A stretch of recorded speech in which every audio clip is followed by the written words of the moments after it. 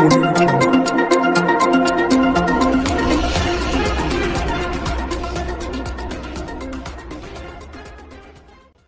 आसनसोल के silicate factory road इलाके में स्थित सिलिकेट फैक्ट्री में ड्यूटी के दौरान एक श्रमिक की मौत हो गई। प्राप्त जानकारी के अनुसार सिलिकेट फैक्ट्री में भारी सामान भरे बोरे की चपेट में आने से एक श्रमिक की मौत हुई है। दुर्घटना की सारी तस्वीरें फैक्ट्री में लगे सीसीटीवी फुटेज में कैद हुई हैं। घटना के बाद अमृत श्रमिक के परिजनों ने मुआवजे की मांग पर प्रदर्शन शुरू कर दिया है। घटना की जानकारी मिलते ही पुलिस ने मौके पर पहुंचकर शव को अपने कब्जे में लिया और पोस्टमार्टम के लिए जिला अस्पताल ले गई है।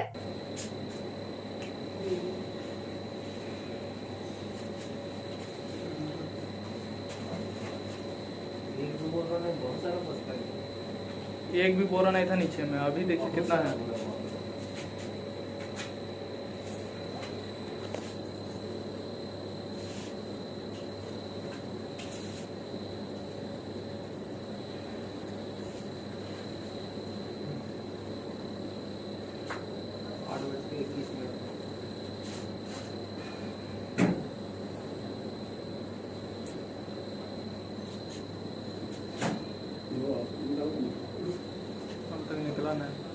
अभी तक निकला नहीं ना।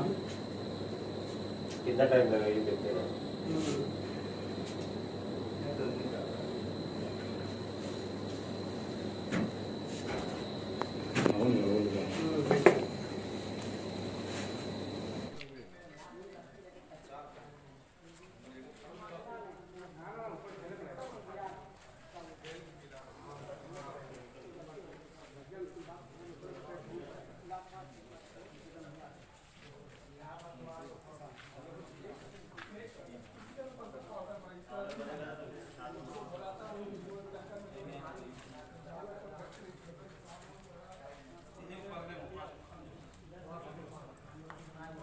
रखा हुआ था।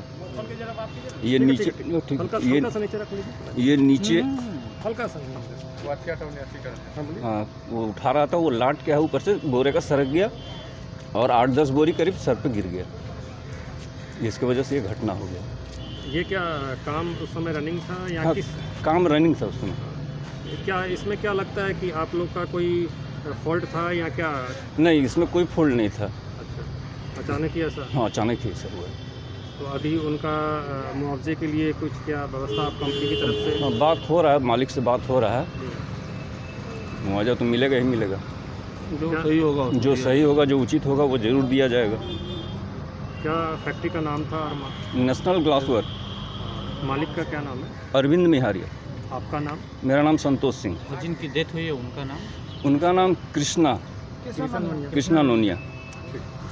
क्या बात हुआ? अभी तक जो कुछ फैसला नहीं हुआ है। हम लोग जो है मुआवजा की बात कर रहे हैं, लेकिन उसके लिए जो है कुछ मतलब जो है मेरे को कंफर्म नहीं बता रहा है। मालिक यहाँ से भी फरार है। वो बोल रहा है कि हमें दूसरी जगह में जाऊँगा, ठीक है। मैं उनको यहाँ पर जो है मैंने बुलाने की कोशिश कर रहा हूँ, लेकिन यहाँ आने के तैयार नहीं है, ठीक है ना। तो वो धमकी बार बार दे रहा है कि हम पुलिस को भेजेंगे, ये करेंगे वो करेंगे, लेकिन जब तक जो है मुआवजे हम लोग क्लियर नहीं होंगे, हम लोग डेड बॉडी वहाँ से हटाएंगे नहीं। तो अभी आप लोग क्या सोच रहे हैं कि क्या? हम लोग सोच रहे हैं कि जो मुआवजे की जो हम लोग मांग किए हैं, ठीक है ना, उस पर जो है पूरा हमको ये चाहिए, কনফার্মেশন चाहिए। আমাদের 40টা বড় ফেলাবার ছিল, মোটামুটি 37টা ফেলে দিয়েছি আর মোট 3টা ফেলবার ছিল। যে চাপা গেল ওকে বললাম কি কটা বড় হলো, ও নিজেই গুনে এলো 37টা হয়েছে। 3টা বড় নেবার ছিল কিন্তু সামনে, তো উপরে উঠলাম না, এই নিচেটাই নিতে গেলাম, তো ততক্ষণে ওটা পড়ে গেল। তারপর কি হলো? তারপরে আপনার তারপরে এদিকে দৌড়াদৌড়ি হচ্ছে, আমি বড়া তুলছি, ওখানে সবাই এলো, বের করলাম। তখন মালিকরা ছিল এখানে? মালিকরা ম্যানেজার ছিল? ম্যানেজার তো ছুটিতে আছে, ওর জায়গায় আছে। তো ওরা কি মানে ওকে কতদের এখন হাসপাতাল পাঠানো হলো? ওটা তো আমি জানি না, আমারও হালকা এই বোরাতে এখানে লেগেছিলো, তো আমিও ওইদিকে সাইডে গিয়ে বসেছিলাম। হ্যাঁ, এখানে বোরাই ছিল। মানে কতদের পরে ওকে হাসপাতাল পাঠানো হচ্ছে জানো না? আধ ঘন্টা না, এই দৌড়াদৌড়ি করতে গিয়ে সবাই এদিকে ওদিকে ফোন করছে, আমিও গেলাম সুপারভাইজার সঙ্গে রোডে, ওখানে কোনো গাড়ি ধরতে, ততক্ষণ মানে প্রায় 20 মিনিট। তো তখন মানে কোম্পানির কেউ অধিকারী ছিল না? অধিকারী ছিল, ওই সুপারভাইজার গুলো ছিল। आज आसनसोल रेलवे स्टेशन के 5 नंबर प्लेटफॉर्म में बने जन आहार रेस्टोरेंट में IRCTC अधिकारी निखिल प्रसाद और कुमारी चंद्रप्रभा पत्रकारों से रूबरू हुए। उन्होंने भारतीय रेलवे की एक नई पहल के बारे में पत्रकारों को जानकारी दी। प्रेस वार्ता के लिए मुख्य उद्देश्य आप लोग का क्या है? प्रेस वार्ता का मुख्य उद्देश्य है, एक IRCTC एक टूरिस्ट ट्रेन चला रही है, pilgrimage special tourist train, pilgrimage special tourist train, जो कि 20 मार्च को मुंगेर से चलेगी और इसका नाम है दक्षिण भारत टूरिस्ट ट्रेन। यह ट्रेन 10 रात, यह ट्रेन जो है 10 रात और 11 दिन का टूर करवा के वापस आएंगी 30 तारीख को, 20 तारीख को जाएगी और 30 तारीख को वापस आएगी। ये इस टूर में हम लोग तिरुपति, रामेश्वरम, मदुरई, कन्याकुमारी और पुरी घुमा रहे हैं। और इस टूर का जो किराया है, नॉन AC का किराया है 10,395 रुपया और AC वाला जो किराया है 17,325 रुपया। जो हम लोग किराया ले रहे हैं उस किराए में हम लोग जो ट्रेन जर्नी है, नॉन AC वालों के लिए स्लीपर और AC वालों के लिए 3rd AC जर्नी दे रहे हैं। और आपका एकोमोडेशन जो है, जो जहाँ हम ठहरते हैं, जहाँ पर नाइट स्टे होगा, वहाँ पे AC वालों के लिए हम लोग होटल देंगे और नॉन AC वालों के लिए हम लोग धर्मशाला देंगे। बाकी खाना पीना जो है सबके लिए सामान रहेगा, लंच, डिनर, ब्रेकफास्ट। आपका घूमने फिरने के लिए नॉन AC बसेस रहेगा, बाकी और सारी सुविधाएं भी रहेंगी। ठीक है, जो व्यक्ति इसको अगर बुक करना चाहते हैं वो irctctourism.com से बुक कर सकते हैं अथवा 9771440016 पे कॉल करके बुकिंग कर सकते हैं या तो जानकारी ले सकते हैं। यह आसनसोल के जो व्यक्ति है, आसनसोल से जो बुकिंग करवाएंगे उनके लिए बर्दवान, दानकुनी और अंदून से बोर्डिंग वो कर सकते हैं या तो खड़गपुर से भी कर सकते हैं। आम जनता को इससे क्या लाभ होगा? देखिए IRCTC कम बजट में वो क्या लाभ उठा पाएंगे? देखिए IRCTC कम बजट में जैसे कि 900 रुपया पर डे प्लस GST के हिसाब से हम लोग ले रहे हैं। 11 दिन का आपका हुआ 10,395 रुपया। कम बजट में हम लोग 11 दिन का टूर करवा के ला रहे हैं जो, और इस टूर में बजट मतलब हर तरह के लोग जा सकते हैं, जो कम वेयर कर सकते हैं, जो ज़्यादा वेयर कर सकते हैं। 10,395 में सभी तरह के लोग जा सकते हैं इसमें। और जो AC वाला लोग है, AC का जो है उसमें 1,500 रुपया प्लस GST के हिसाब से हम लोग एक दिन का ले रहे हैं। 11 दिन का आपका 17,385 रुपया हुआ, 25 रुपये हुआ। तो आम जनता भी आप इसमें जा सकते हैं। इसके अलावा और कुछ IRTC क्या आम लोगों के लिए क्या लाभ दे रहे हैं? इसके बस यही लाभ दे रहे हैं सर, इस टूर में यही लाभ दे रहे हैं। तुम्हारा कोई सवाल? अच्छा, पिछले साल भी इस तरह का एक ये लिया गया था, तो उसकी क्या सक्सेस रहा और जो कि आप फिर से शुरू कर रहे हैं, क्या वो कितना सक्सेसफुल रहा कि आप इस बार फिर से? कौन सा वाला सर? पिछले साल भी लिया गया था। हाँ, वो एक्चुअली हमारा जितने भी टूर हम लोग ऑपरेट करते हैं सारा हमारा सक्सेसफुल चलते रहता है। हम लोग थ्रू आउट द ईयर करते रहते हैं। और ये जो टूर है ये पर्टिकुलर विशेष टूर है जो कि हम लोग एक्सक्लूसिव बोगी ट्रेन से चला रहे हैं, जिसका नाम है पिलग्रिमेज स्पेशल टूरिस्ट ट्रेन। और ये पहली बार चल रही है। अब बर्दवान से आप लोग बोर्डिंग कर सकते हैं। पुराने टूर के सफलता के कारण से हम लोग इस टूर को फिर से लॉन्च कर रहे हैं और हम लोग चला रहे हैं। कोरोना को लेकर हम लोग सारे सुविधाएं जो है, सारी सुविधाएं हम लोग मतलब समय समय पे सैनिटाइजेशन, समय से मास्क डिस्ट्रीब्यूशन वगैरह हम लोग सारा कुछ कर रहे हैं, डिस्टेंस पालन वगैरह सब कुछ कर रहे हैं। अन्य लोग इस यात्रा में जुड़ सकते हैं?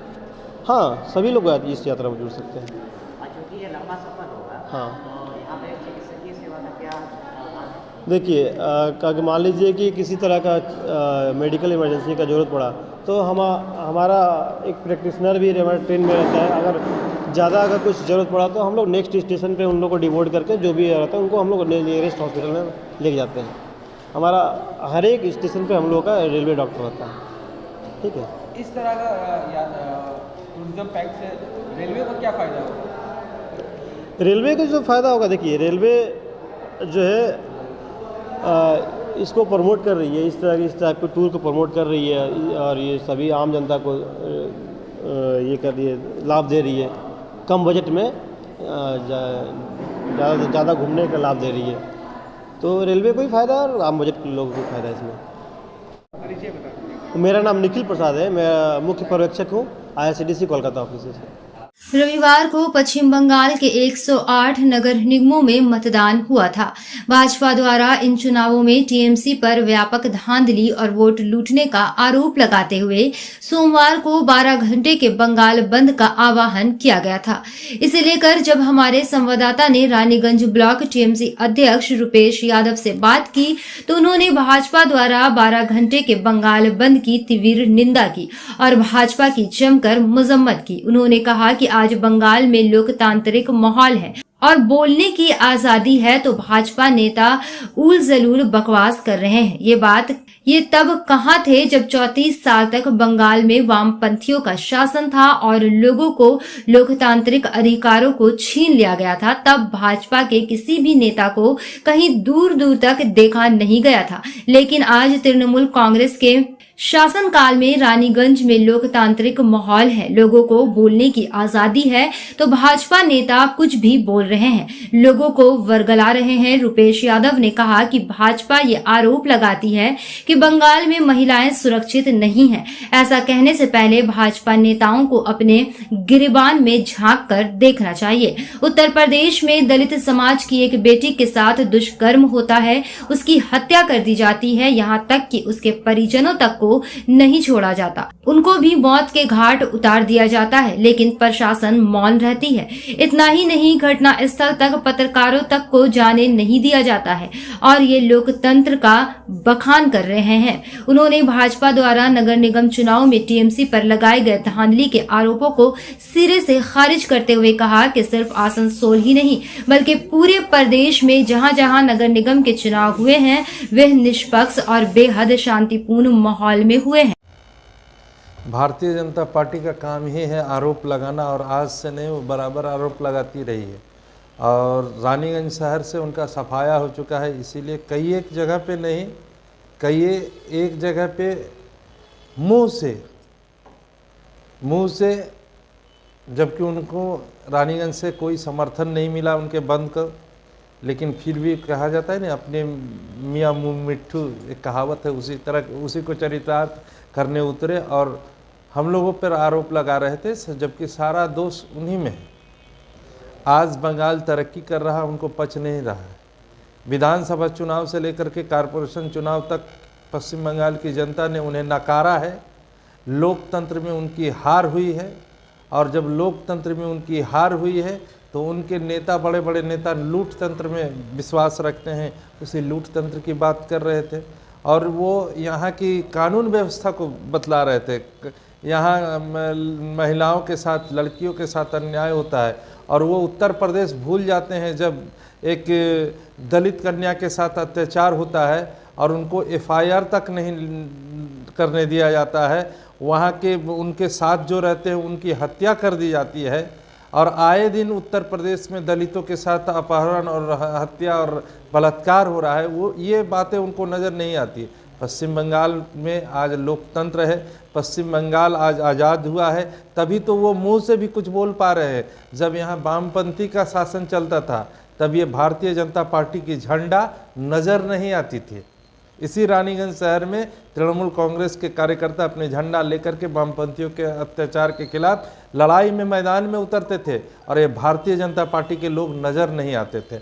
आज माँ माटी मानुष की सरकार है, आज़ादी मिली है, इस आज़ादी के तहत वो बोल रहे हैं, लोकतंत्र पर को भी लांछन लगा रहे हैं, जबकि पश्चिम बंगाल का लोकतंत्र, पश्चिम बंगाल ही नहीं पूरे भारतवर्ष का लोकतंत्र मजबूत है और इस लोकतांत्रिक लड़ाई में इनको छोटा दिखाने का काम भारतीय जनता पार्टी करती है।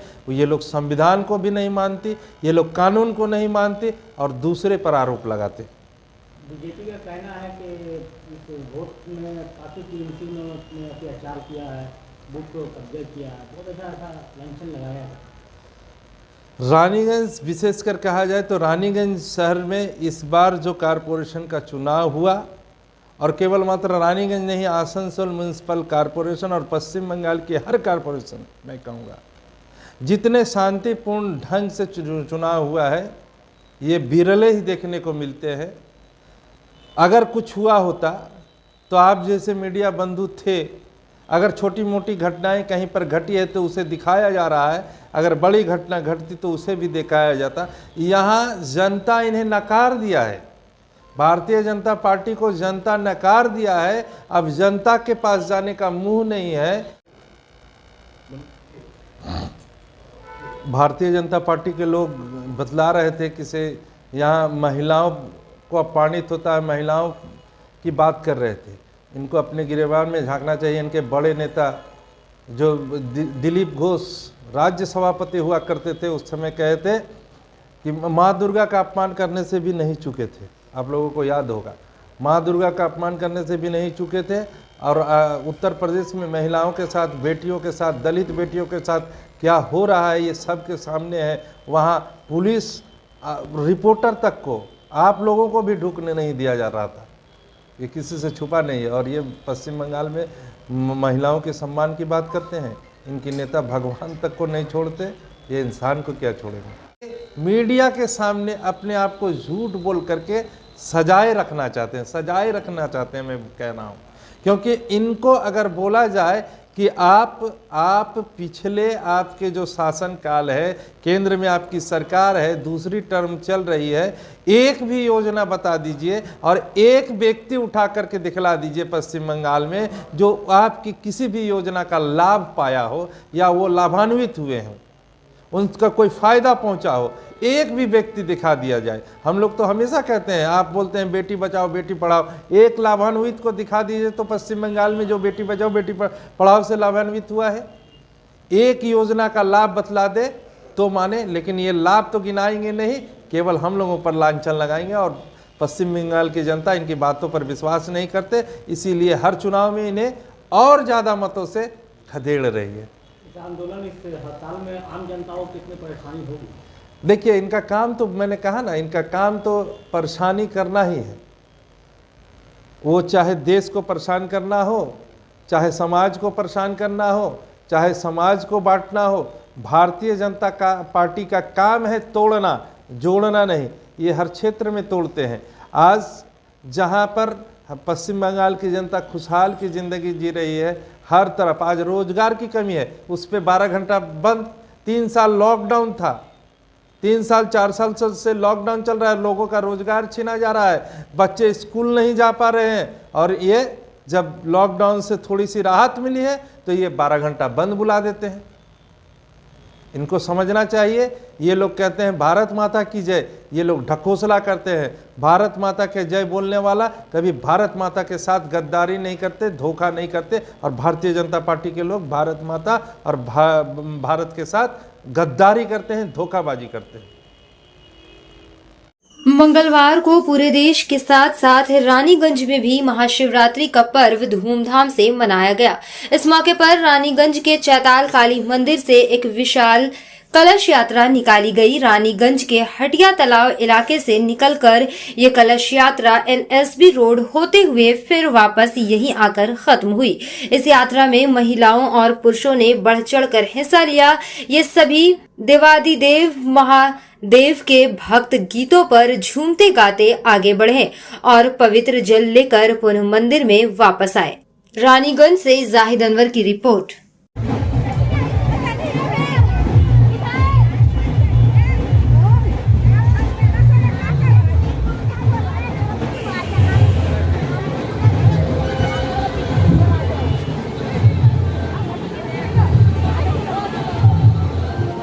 रानीगंज के ईस्ट कॉलेज पाड़ा श्री श्री सिद्धिदाता शिव मंदिर से आज एक कलश यात्रा निकाली गई, जिसमें 351 महिलाओं ने कलश यात्रा में हिस्सा लिया। ये कलश यात्रा बड़ा बाजार, सियार रोड, पीएम आलिया रोड के रास्ते वापस मंदिर में आकर खत्म हुई। इस मौके पर यहां मंदिर कमेटी के सभी पदाधिकारी और सदस्यों के अलावा 36 नंबर वार्ड के टीएमसी पार्षद दिवेंदु भगत और 88 नंबर वार्ड के टीएमसी पार्षद नेहा साव विशेष रूप से उपस्थित थे। इन दोनों पार्षदों ने भी रैली में भक्तों के साथ हिस्सा लिया। इस मौके पर यहां बड़ी संख्या में भक्त उपस्थित थे। सभी शिव भक्त के धुन पर नाचते गाते बढ़े और पवित्र जल लेकर वापस मंदिर लौट आए। महाशिवरात्रि के पावन अवसर पर जमुरिया के अष्टयाम कमेटी बाबा दुटेश्वर नाथ मंदिर विश्वपुर की तरफ से 48 घंटे के हरिनाम संकीर्तन का आयोजन किया गया। इसके अलावा महाशिवरात्रि के दूसरे दिन भंडारे का भी आयोजन किया जाएगा, जहां 5000 लोगों को भोजन करवाया जाएगा। आज यहाँ हरिनाम संकीर्तन के साथ साथ हवन आदि भी हुए।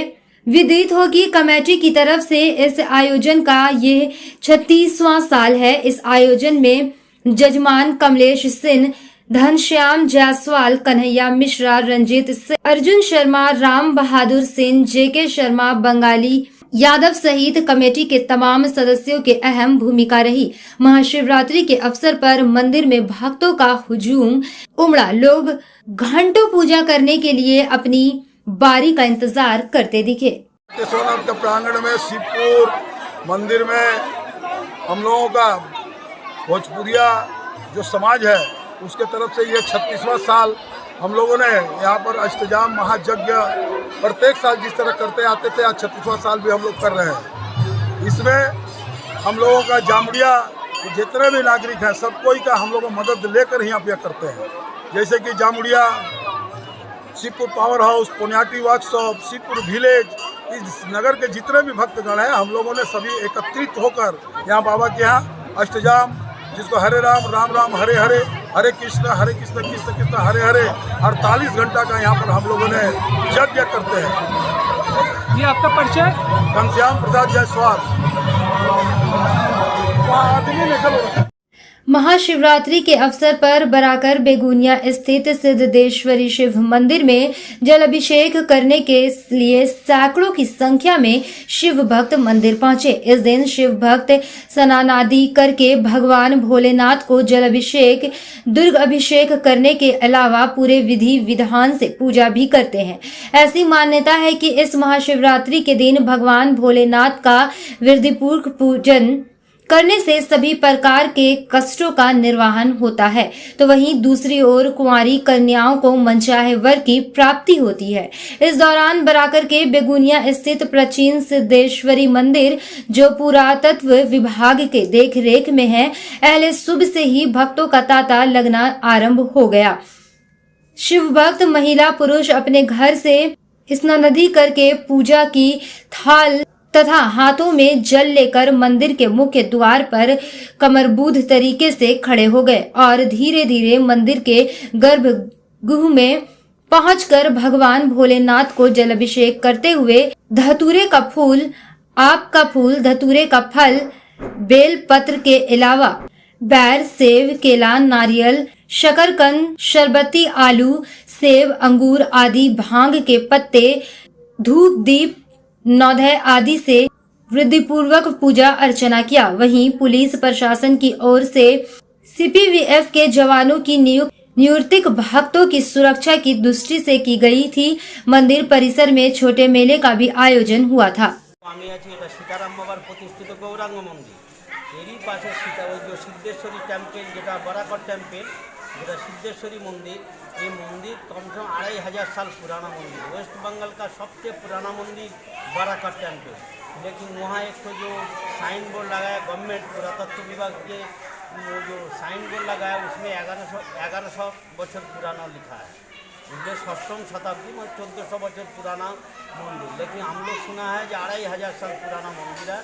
ये मंदिर में कोई पाथर, कोई छुड़की, बाली, सीमेंट, लोहा कुछ नहीं लगाया, सिर्फ मंदिर पाथर से बना है। वो जो मंदिर आप लोग बाहर में जो देखा है, जो सिद्धेश्वरी मंदिर जो है, और ये जो शिव मंदिर पुराना मंदिर, ये इतना पुराना कोई ये नहीं है कि कहाँ कब से इसमें पानी चढ़ा रहा और कब से ये पूजा चल रहा। और इसका जो ये मंदिर कासिमपुर बहरमपुर जो कासिम बाजार है, मुर्शिदाबाद जो कासिम बाजार है, वही लोग का मंदिर है, नॉट काशीपुर का। भाई कोई आदमी बोलता है ये काशीपुर महाराजा का मंदिर, काशीपुर महाराजा ना, वो कासिम बाजार है, वो बहरमपुर कासिम बाजार, वही मुर्शिदाबाद वो लोग का मंदिर है। और ये मंदिर मोलिंगनाथ नंदी, जो मंदिर का जो मालिक है मोलिंगनाथ नंदी, अभी सेवायित है बेगुनिया गांव में, देवगरिया मुखर्जी लोग ये लोग सेवायित है, लेकिन पुराना मंदिर वही लोग का है। वो कासिम बाजार महाराजा का स्टेड है ये वाला, तो जो मंदिर का स्टेड है उसका बगल में तो सीताराम बाबा बनाया। ये वाला जो कंपाउंड आप लोग देख रहा है तो चैतन्य महाप्रभु है, राधा कृष्ण है, जगन्नाथ सुभद्रा बलराम सीताराम बाबा नदी गर्भ থেকে मिला जितना मूर्ति, ये तो सब सीताराम बाबा का मंदिर है। ये वाला बाहर वाला जो है वो सेंट्रल गवर्नमेंट का, वो जितना साफ सुथरा जितना देखभाल करता है सेंट्रल गवर्नमेंट, राज्य सरकार कुछ उसमें करने का कोई ये नहीं करोगे। जो करेगा वो सेंट्रल का पुरातत्व विभाग आर्कियोलॉजी डिपार्टमेंट वही लोग उसमें काम करेगा। अभी साफ सुथरा तो हुआ नहीं, कितना पेड़ हुआ, अब थोड़ा काट छाट करके गया, अभी मेला आ रहा है इसलिए। और ये इलाका निशा धानबाद आसानसोल पुरुलिया रघुनाथपुर रानीगंज से आदमी यहाँ पानी चढ़ाने के लिए आता है।